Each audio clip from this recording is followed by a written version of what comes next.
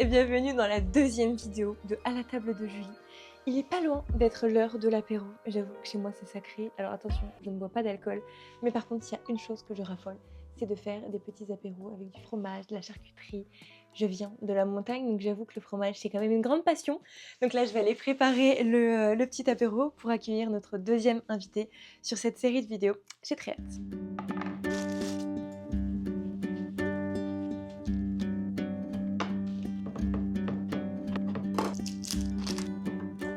On se retrouve donc avec ma maman, la deuxième invitée sur cette chaîne. Elle est extrêmement à l'aise devant la vidéo. Ouais, Ça va se détendre. j'adore. Mais tu vas te détendre au fur et à mesure de la vidéo. Je t'ai Ouais. préparé un petit apéro, des petits saucissons, des petits fromages. Tu m'as ramené d'ailleurs de la montagne, de l'eau, du petit pain. Et voilà. Nickel, parfait. Du coup, le premier thème qu'on va aborder, ça va être par rapport à mon travail, mon métier actuel qui est créatrice de contenu. J'avoue que c'est pas très commun, dans le sens où j'ai fait des études, j'ai fait un DUT, j'ai fait une licence. Après, j'ai fait un master en marketing. Donc, j'étais pas du tout destinée à faire un métier comme ça. Du coup, la question, c'est comment t'as vécu le fait que je ne fasse pas un métier avec une voix classique, entre guillemets? Bah écoute, j'y ai plutôt bien pris. Je pense que ouais, avec ton père, s'il avait été encore là et tout, et qu'on avait été tous les deux, on t'aurait certainement dit, on aurait eu les cheveux qui se dressent au plafond, quoi. En disant, non mais attends Julie, t'as fait 5 ans d'études et tout, enfin, tu vois, ça nous a coûté quand même des sous, on s'est investi. Toi aussi d'ailleurs, tu t'es investi pour tes études. Tu plaques pas comme ça tout d'un coup pour aller, tiens, j'ai envie d'être sur les réseaux. Enfin, tu vois. Donc je pense que ouais, on t'aurait un peu, on aurait essayé de te remettre sur la bonne voie. Mais vu le contexte dans lequel ça s'est passé, voilà, Stéphane venait de partir, tout Mon ça. père. Du coup, voilà, moi j'ai changé mes priorités aussi. Et je me suis dit que dans la vie, il fallait faire ce qu'on aimait faire. Si après 5 ans d'études, ben voilà, t'as envie de bifurquer puis d'essayer autre chose qui te plaisait, bah écoute, fallait foncer, hein, puis voilà. En plus, je savais exactement quel métier je voulais faire, c'est-à-dire que je voulais travailler, je voulais être chef de produit. J'avais fait mon stage de fin d'études à Paris, dans un grand groupe de cosmétiques. Mes parents m'avaient payé l'école de commerce, donc ça coûte cher. J'avais tout du premier coup, j'ai rien eu à repasser. En vrai, j'étais forte quand même dans mes études. Ouais. Pas au collège, Non, mais à non. partir de quand j'ai rencontré Jordan, j'ai trouvé ma voie et je voulais tout le temps être dans les meilleurs de ma classe. Et une fois, je pense qu'on trouve sa voie, dans quoi on est bon, bah Ouais. ça aide. Et c'est vrai que du coup, en 2020, j'ai participé à Miss Pays de la Loire, j'ai fait Miss France, et c'est un petit peu été, on va dire, le moment où il y a eu un déclic. C'est-à-dire que bah, du coup, c'est une émission télévisée, ça fait quand même du coup une sacrée visibilité, et je me suis servi de ça pour aller sur les réseaux. Mais c'était absolument pas mon objectif premier, dans le sens où après Miss France, je cherchais un CDI. J'avais d'ailleurs trouvé un CDI à Lyon, dans une agence immobilière de luxe, où je devais gérer absolument tout le marketing et toute la communication. Sauf que bah entre-temps, j'ai perdu mon papa de la maladie, je sais pas si j'ai déjà dit en vidéo, et du coup, je me voyais absolument pas dans un bureau à avoir des ordres toute la journée. Oui, et puis c'était du taf, hein, Ouais. il t'avait prévenu, voilà, Oui. on n'est pas aux 35 heures, hein. Ouais. Donc il t'avait demandé, voilà, la vie de famille, tu la mets un peu de côté, quoi. Et du coup, avec la Et période que je vivais, c'était juste impossible. Enfin, j'aurais pas été bonne dans mon travail parce que j'avais la tête ailleurs. Enfin, ça se comprend, quoi. Et puis, tu n'avais plus vraiment envie de faire ça. Moi, je me souviens, tu devais aller signer ton contrat. Tu m'as appelé juste avant et tu m'as dit, écoute, je vais te parler d'un truc, mais surtout, t'énerve pas. Je m'en souviens pas. Ah bah si, moi, je m'en souviens. Et je dis, oh là là, mon Dieu, qu'est-ce qu'elle va m'annoncer? Elle me dit, écoute, finalement, j'ai envie de les appeler et d'annuler le CDI parce que voilà, j'ai envie de faire. Et c'est là que tu m'as parlé que voilà, les réseaux, tout ça, que tu as envie d'essayer, quoi. J'adorais créer du contenu. Depuis toute petite, j'ai toujours regardé des vidéos YouTube dans ma chambre. Donc, c'était l'époque d'il y a très longtemps, l'époque de Enjoy Phoenix. Et je n'osais pas prendre ma caméra, je n'osais pas faire des vidéos, je n'osais rien faire de tout ça. Parce que j'avais peur qu'on se moque. Hein. C'est juste pour la déco ou je peux... Ah, mais tu peux encore manger. Ah, ok. Mange donc, mange donc. Et en venant de Miss France, j'avais plus peur. Je me suis dit, mais en fait, si j'ai défilé devant des millions de téléspectateurs, j'ai pu parler, j'ai pu faire tout ça, en vrai, pourquoi je pourrais pas prendre ma caméra et faire ce que je veux, partager des bons plans, des bonnes adresses, des conseils mode, enfin plein de choses, en fait, tout ce que j'aime dans la vie. Et en vrai, ce qui m'a aidée, ma mère, de mes deux parents, t'as toujours été la plus dure, c'est vrai. Avec l'école, quand je travaillais pas, c'était elle qui serrait les vis. Mon père, il disait, c'est pas grave, c'est pas grave. Mais toi, t'as toujours serré les vis, donc le fait que je doive la convaincre à elle de ça, j'ai eu la pétoche, hein. Ça s'est pas trop mal passé. Mais j'avais un Ouais, avantage, c'était que toi, tu as été en CDI pendant longtemps, mais après, tu as tout quitté aussi du jour au lendemain. c'est vrai. Donc, Mmh. tu connaissais ça. Moi, c'est vrai que oui, c'est fait pareil, puisque j'étais dans la grande distribution et du jour au lendemain, voilà, j'en ai eu marre, ça me convenait plus, donc j'ai changé complètement. Et après, bah, c'est quand on était racheté par parce qu'on était une entreprise familiale et du jour où on était racheté par une grosse boîte, tout a changé et ça me plaisait plus, le travail ne me plaisait plus. Donc du coup, grâce à cette ferme que j'avais en fait, On parle vraiment d'une ferme, hein. C'est vraiment vrai. C'était une ruine. ouais, c'était même une ruine, hein. C'était une ruine et tout. Je voulais la mettre en vente. Mmh. Un compromis de vente qui a capoté avec des gens en fait qui eux voulaient l'acheter au départ et faire des apparts dedans. Et puis ça a foiré, donc ça n'a pas été jusqu'au bout. Et là, je me suis dit, bah, étant donné que j'ai, pourquoi je le ferais pas moi? Et puis bon, après, il faut que ça plaise, hein. Moi, j'aime Mmh. bien bricoler. Ça faisait combien de Voilà. mètres carrés la ferme? 200, je sais pas, 270 mètres carrés. Du coup, à l'intérieur, elle a fait 4 appartements. Les travaux, ils ont duré Ouais, un peu moins de 2 ans quand même. Enfin, ouais, ah, j'aurais 2 dit ans. plus. Non, non. Mais après, tu as peut-être l'impression que ça a duré longtemps parce Mmh. que une fois la ferme s'est si rénovée, après, voilà, il y a eu une suite, il y a eu une Mmh. autre ferme. Il y a eu... Mais quand je disais qu'elle avait pas du coup suivi une voie classique, mais en vrai, pendant longtemps, tu as travaillé en CDI. Et à quel âge tu as quitté, le CDI? Ouais, pas loin de 40 ans, hein, je crois. Et du coup, à 40 ans, elle a tout quitté pour rénover une ferme, faire un énorme prêt, parce que personne croyait déjà au fait Mm. qu'une femme puisse Bah faire de déjà, la voilà, rénovation. déjà, j'étais une femme. Alors, Ouais. après, moi, j'y croyais. Donc, après, quand on Mmh. croit à un truc, c'est bon, il faut y aller, hein. Ouais, c'est vrai. Donner les moyens et voilà. Donner les Tu bien moyens. raison. Rien n'est impossible. Ah ça, je suis bien d'accord. On va rentrer dans le prochain thème de cette vidéo, qui est la vie après la mort. Est-ce qu'on y croit ou pas? C'est un sujet que je trouve super important, hyper intéressant, qui divise parce que personne a le même avis. Et j'ai envie de vous dire, personne n'est mort et est revenu. Qu'en vrai, personne peut réellement savoir. Mais nous, avec ce qu'on a vécu, ça fait du coup 4 ans que j'ai perdu mon papa. Et est-ce que on est croyant? On va parler de si on a eu des signes, si on croit vraiment à tout ce qu'il y a après. En fait, j'ai jamais vraiment vu de vidéo témoignage où il y a vraiment des personnes qui se livrent et qui racontent leur expérience, vraiment de A à Z. Il n'y a pas de tabou, genre tu peux tout dire. On en a vécu Bah, des tout trucs. dire, c'est pas évident hein, sur ces sujets-là. Ouais, mais si, Voilà. il faut tout dire. Parce Ouais. que moi, je sais que j'aurais bien aimé tomber sur ce genre de vidéo quand je recherchais il y a 4 ans. Je cherchais, je regardais des reportages sur Netflix, des trucs de mort imminent. Du coup, la première question, c'est est-ce que la perte de papa, elle a changé notre façon de voir la spiritualité? Ah bah, moi, oui, clairement, hein. Moi, je suis quelqu'un d'hyper terre à terre et tout. Je m'y intéressais pas du tout, hein. Alors, pas que je disais que ça n'existait pas, ou enfin, voilà, hein, parce que comme tu l'as dit tout à l'heure, personne n'est jamais revenu pour nous dire, voilà, comment ça se passe là-haut une fois que t'es mort, hein. Donc, en fait, j'avais pas vraiment d'avis.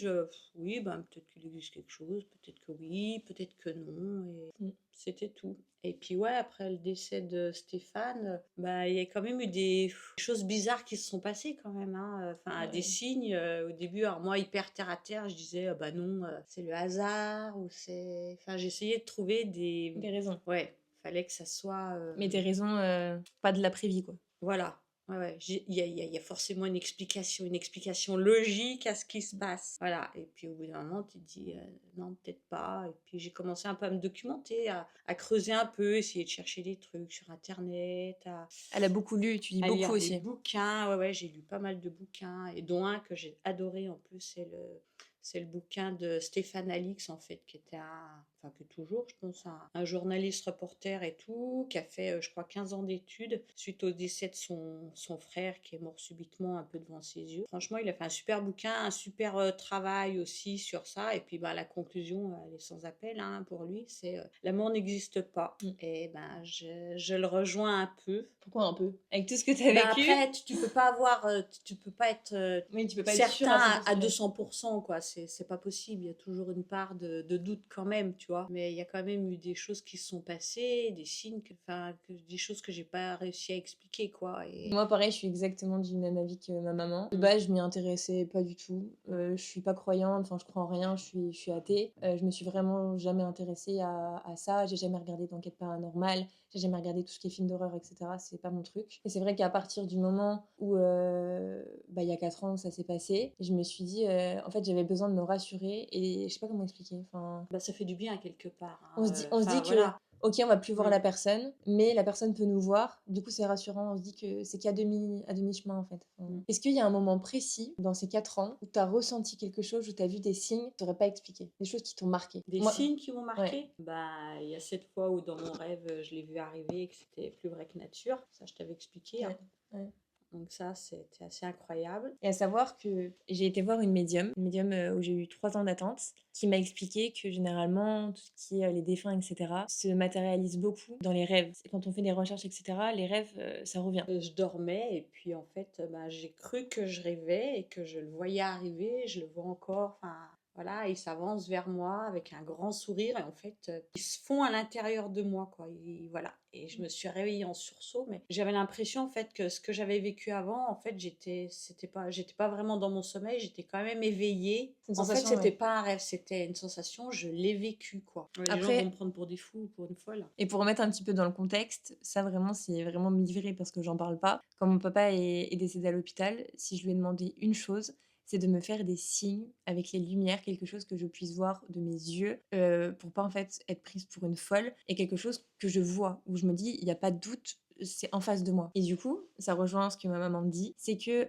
plusieurs fois, il y a toujours une même lampe qui a fait des siennes dans la maison, que ce soit, à des moments, on va dire, marquants, c'est-à-dire mon anniversaire, Noël, vraiment des dates clés, l'anniversaire de mon papa. À chaque fois, la lampe, elle fait la même chose, mais c'est inexplicable. Dans le sens où ça fait des énormes flashs, mais genre Mmh. hallucinant, comme si on était en boîte de nuit. L'ampoule n'est pas cassée, pas de faux contact, il y a pas de souci d'ampoule, elle va très bien, tout le temps, elle marche. Mmh. Et du coup, c'est des choses qu'on peut pas expliquer et quand on voit, des vidéos du coup de cette fameuse lampe qui bug, on se dit: «OK, c'est pas anodin» et surtout vu la rapidité de comment ça fait, enfin ça fait comme des éclairs et j'ai montré du coup cette vidéo déjà à une médium qui m'a dit: «Mais il y a pas de doute, enfin ça se voit, vous voyez bien que c'est pas un souci de lampe, enfin ça se voit en vidéo» et c'est vrai que ça moi dès qu'il y a eu ce genre de signe, j'ai plus jamais eu de doute. Parce que je me dis: «Enfin, s'il y a rien après, dans ce cas-là, comment ça se fait que la lampe elle ne fonctionne enfin elle nous fait ça?» Et c'est vrai que c'était impressionnant et j'ai essayé de trouver bah, pareil, de me dire: «Non, bah, c'est l'ampoule qui va péter, enfin, il doit y avoir quelque chose ou il y a un faux Non, contact ou»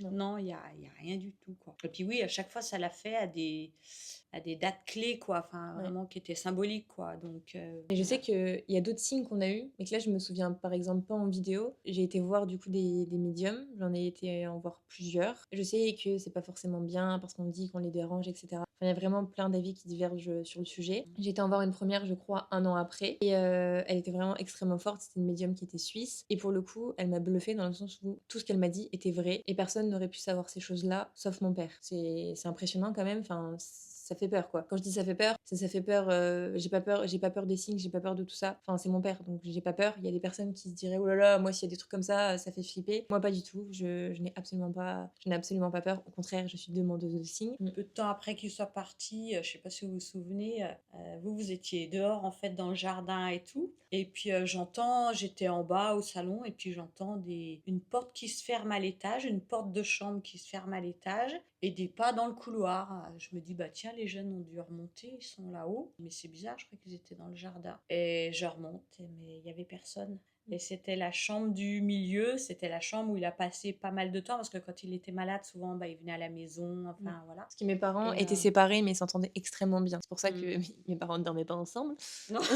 Mais Ouais, ouais. mais oui, voilà. Ouais, il y avait personne, quoi. Mais j'ai bien entendu la porte qui se fermait et elle est pas dans le couloir, quoi. Donc c'était des trucs quand même, ça, assez incroyables, quoi. Puis il y a pas que toi qui les as entendus, c'est pas parce que, au moment du coup, bah, de la cérémonie, l'enterrement et cetera, on avait plein de personnes de la famille qui dormaient à Mmh. la maison, la famille de Jordan et cetera, et ces personnes, avaient aussi Mmh. entendu les pas la nuit juste avant l'enterrement. Et le lendemain matin, au moment du petit déjeuner, il y a tout le monde qui a dit: «Vous avez entendu cette nuit?» Plusieurs personnes avaient entendu les bruits de pas dans l'escalier. À savoir que moi, ma chambre, c'est, la plus loin des escaliers. Donc moi, c'était un peu logique que j'y ai pas Mmh. entendu parce que sinon, il fallait vraiment, enfin, fallait y aller, quoi. Mmh. Et du coup, la prochaine question, je la lis sur mon petit papier.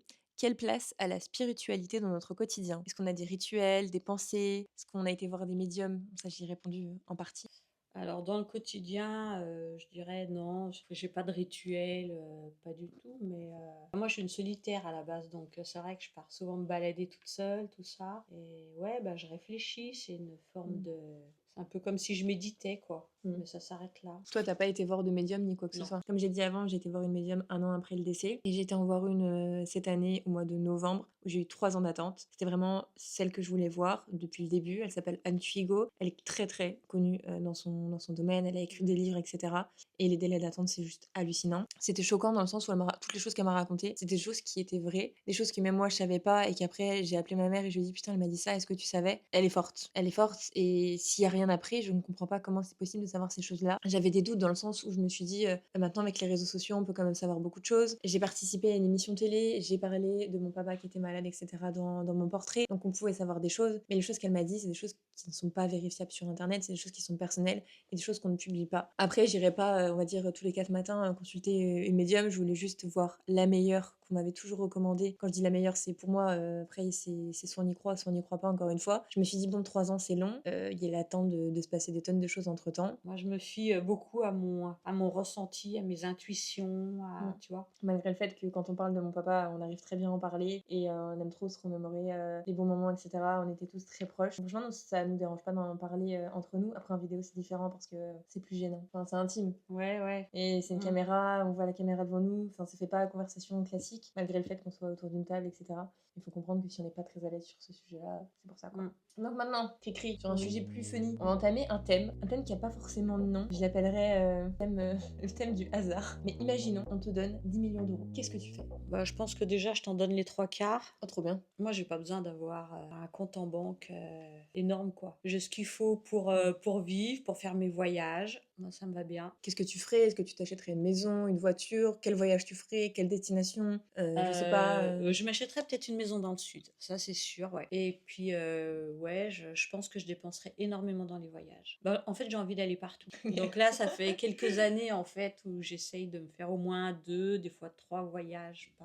par an. Mais à chaque fois, j'aime bien changer parce qu'il y a tellement de choses à voir et à connaître que j'ai envie d'aller partout. Bah, moi, si je devrais répondre à cette question, bah, ça serait pas du tout comme toi, hein. Ah bah non, là-dessus, on n'est pas du tout pareil, hein, ouais. Non. Enfin si, peut-être pour les voyages quand même. Oui. Voilà. Ça, oui, pour les voyages, ça, c'est une certitude. Mais la Ouais. première chose que je ferais, c'est déjà avec Joe, on se ferait construire une maison. Ça, franchement, avoir une maison sans crédit, on va pas se mentir, c'est un luxe. Une maison, je pense, ouais, sur les hauteurs de Saint-Tropez, Cassis. Ouais, c'est deux villes qu'on aime beaucoup. Très nature, très voilà, vraiment perché dans la nature. Après, on se prendrait un chien, ça, bien évidemment. Un golden. Depuis le temps qu'on en parle, on va me dire, t'as pas besoin d'avoir de l'argent pour prendre un chien, oui, ça c'est sûr. Mais du coup, vu qu'on aurait une grande maison, qu'on aurait plus d'espace, ça découlerait de ça. Ensuite, je m'achèterais une nouvelle voiture. Tant qu'à faire, à 10 millions, on peut en faire des choses, hein. Je m'achèterais, ouais, en vrai, mon rêve en voiture. J'avoue que j'aime bien les voitures. Je prendrais un Mercedes, je crois que c'est comme ça qu'on dit. Joey va regarder la vidéo et va me dire, non, Julie, c'est pas ça le modèle que t'aimes. Mercedes Classe G, noir mat, avec les disques de frein rouge ou jaune. Genre une dinguerie. Toi, tu prendrais quoi? Une bicyclette? Bah, moi, je suis pas très voiture, moi, du moment que voilà,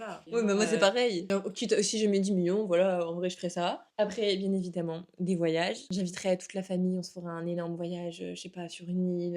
Et après, je placerai de l'argent de côté quand même, parce que c'est important de bien placer, économiser, que ça rapporte des intérêts. Je réfléchis, hein, mais en vrai c'est ça. Après, on fait plaisir, bien sûr, on fait plaisir à nos proches, on aide, voilà. Après, bien sûr, je pourrais m'acheter des petits trucs qui me font envie, etc. Mais vraiment les grosses choses qui me feront envie, vraiment la priorité, ça serait la maison, quoi. Et en destination, ce qui me ferait le plus envie, ça serait ouais, faire toute la côte ouest américaine, ah, faire l'Australie. Ah, ça, j'aimerais beaucoup. Bora Bora, les Maldives, incroyable. Je rêve d'aller sur un pilotis avec un toboggan, de mmh. pas me maquiller, de sauter dans mon toboggan et d'aller faire ma life, d'être en maillot de bain toute la journée, d'aller voir la coucher du soleil. Et du coup, la dernière question, si tu pouvais avoir un super pouvoir pendant 24 heures, lequel tu choisirais et qu'est-ce que tu ferais avec? La Moi, je réfléchis. téléportation. Ah ouais? Ouais, ah ben, en 24 heures, du coup, j'irai à plein d'endroits différents Ouais, mais en pour 24 heures, programmer mes prochains voyages, tu vois? moi, je ferais pas du tout ça. Bah, ça rejoint le deuxième thème. Moi, ça serait de voir ce qu'il y a dans l'au-delà. De ramener mon père 24 heures et de lui poser toutes les questions. Ouais. Parce que ça permet de mieux vivre, ça permet de savoir ce qu'il y a après. Donc, indirectement, on a moins peur de la mort. Ça permet de tout savoir et je me dis qu'en 24 heures, me téléporter, enfin, ça sert à rien, quoi. T'as pas le temps de voyager, t'as pas le temps de voir quoi que ce soit en 24 heures. C'est trop court, 24 heures. Ouais, 24 heures, par peut-être, contre, j'ai le mais temps de ça te poser donne toutes les questions à mon père. Et là, je sais tout, quoi. ouais, bah, là, c'est oui, un super pouvoir, c'est d'aller le voir, mais moi, savoir ce qui se passe réellement après, je suis pas sûre que j'ai vraiment envie de savoir exactement ce qui se passe. Ah De bah, moi, si. savoir qu'il y a un après, OK, ouais, je suis contente, mais l'inconnu, des fois, c'est un petit peu c'est sympa, quoi, aussi, enfin, tu vois? Bah oui, l'inconnu des fois dans certaines situations, mais moi l'inconnu de l'après, moi je sais que c'est des choses qui me font peur. Moi je veux Moi, ça me fait savoir pas peur, le non. fait de savoir justement, Ouais. ça me permet, de me dire: «Ah ouais en fait, bah, c'est peut-être pas pire que ça en fait». Et beh, écoutez, on a terminé absolument toutes les questions que j'avais préparées. Est-ce que tu Ça as une va, j'ai question? pas dit trop de bêtises, Bah non, tu as dit ce que tu hein? pensais, c'est ce qu'il Ouais. fallait. Là maintenant, on va terminer l'apéro, hors vidéo et Ouais. j'espère que ce deuxième épisode de À la table de Julie vous a plu. Est-ce que tu étais contente de faire partie des invités? Oui, oui, je suis très contente. Je suis aussi contente que ça se termine parce que, tu vois, avoir la caméra là juste en face, je suis toujours pas très à l'aise. Oui, mais tu as très bien parlé. Mais voilà. On part toutes les 2 en avril. Je ne dis Mmh. pas où, ni je dis rien, vraiment. Ouais. Mais il y aura des vlogs pour découvrir une destination qui a l'air très, très cool. En attendant, merci beaucoup d'avoir regardé cette vidéo jusqu'à la fin. On se retrouve vendredi prochain à quelle heure? Ouais, à 18h. Ah, très bien. Pour une nouvelle vidéo. Je vous fais de gros bisous et à vendredi. Bisous. C'est bizarre de te voir à l'apéro à l'eau. Ouais, hein, c'est très bizarre, hein. Elle est arrivée, la première chose qu'elle a dit, c'est: «Tu m'as fait un apéro à l'eau?» Ouais, Bien ouais, évidemment. là, Moi, je ne bois pas d'alcool. j'aime bien un petit coup de rouge ou, je sais pas, des bulles, tu vois, un truc. Je tiens quand même à dire que l'abus d'alcool est dangereux pour la santé et à consommer avec modération. N'est-ce pas, Cricri? Je coupe la caméra et je vais aller me chercher un petit verre de rouge dans le Non mais